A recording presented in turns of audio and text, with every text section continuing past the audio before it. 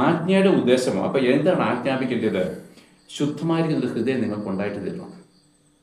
ഇപ്പം നമ്മുടെ കാപട്യതകളും എല്ലാം വിട്ടിട്ട് പിന്നെ നല്ല മനസാക്ഷി നിങ്ങൾക്ക് ഉണ്ടാകും. ദൈവത്തിന് മുമ്പിലും മനുഷ്യരുടെ മുമ്പിൽ നമുക്ക് കുറ്റമില്ലാത്തൊരു മനസാക്ഷി നമുക്ക് ഉണ്ടാകണം.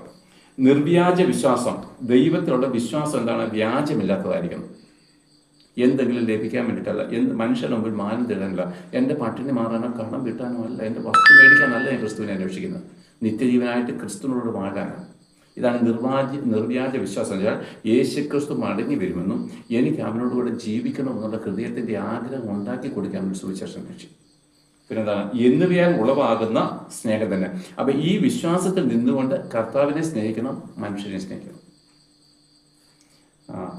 ചിലർ ഇവ വിട്ടുമാറി വൃഥാവാദത്തിലേക്ക് തിരിഞ്ഞ് ധർമ്മോപദേഷ്ടാക്കൾ ആയിരിക്കാൻ ഇച്ഛിക്കും. ചിലർ ഇതൊക്കെ വിട്ടുമാറിയിട്ട് വലിയ ഉപദേശങ്ങൾ, ധർമ്മോപദേശമാണ് കൊടുക്കുന്നത്. മോനെ അങ്ങനെ ചെയ്യല്ല, സുവിശേഷം കേട്ട കള്ള് കുടിക്കല്ല, കഞ്ചാവ് വലിക്കല്ല. ഇതെല്ലാം യേശുക്രിസ്തു ഈ സുവിശേഷം സംബന്ധിച്ചിടത്തോളം വെറുപ്പ്, ദൈവത്തിന് വെറുപ്പുണ്ടാക്കുക. കള്ള് കുടിക്കല്ല, കഞ്ചാവ് വലിക്കല്ല, അങ്ങനെ ചെയ്യണം. നിങ്ങൾ കിട്ടുന്നതിൻ്റെ ഇച്ചിരി പൈസ മാറ്റി വെക്കണം. ഈ പള്ളിയിലെ അച്ഛന്മാരൊക്കെ പണ്ടത്തെ ഈ ക്രിസ്തീയ മതവിശ്വാസികൾ പണ്ടും പിന്നെന്താണ് ഈ നിക്ഷേപത്തിൽ അച്ഛന്മാരൊക്കെ ഉപദേശിക്കുന്നില്ലേ? എത്ര കഠിനമായിരിക്കുന്ന കഷ്ടത്തിലും പഠനം കിട്ടുന്ന കിട്ടുന്നതിൻ്റെ ഒരു 10 പൈസയിൽ മാറ്റി വെക്കണം. ഇതൊന്നും ഇവിടെ പുതിയ നിയമത്തിലേക്ക് വരുമ്പോൾ ഉപദേശമല്ല.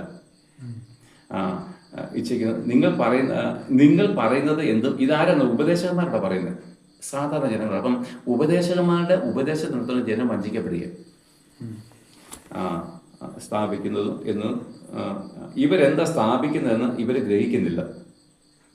എന്നിട്ട് ചിലർ ന്യായപ്രമാണം പഠിപ്പിക്കുക. 1-ാം സങ്കീർത്തനം എന്താ പറഞ്ഞേക്കുന്നത്? ദുഷ്ടന്മാരുടെ വഴികൾ നടക്കാതെ. ഇതിപ്പം സഭയെ പഠിപ്പിക്കേണ്ട കാര്യമില്ല.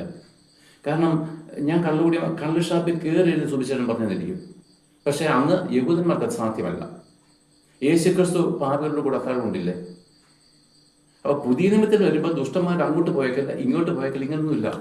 ഞാൻ എന്നെ തന്നെ സൂക്ഷിക്കാൻ എനിക്ക് ശക്തി ഉണ്ടെങ്കിൽ ഞാൻ ചോദിക്കട്ടെ, ഈ ചുവന്ന തെരുവിൽ ബോംബെയിൽ എത്രയോ സുവിശേഷന്മാർ പ്രവർത്തിക്കുന്നുണ്ടെന്ന് അറിയാം. അവരെന്താ തെറ്റിന് പോയാണോ? അവരെ പാപികളുടെ കൂടെ ഇരുന്ന് അവരുടെ കർത്താവിന്റെ സ്നേഹം പറയുക. ഈ 1-ാം സങ്കീർത്തനടുത്ത് ഇപ്പൊ പറഞ്ഞാൽ എന്തുവരൊക്കെ ഞാൻ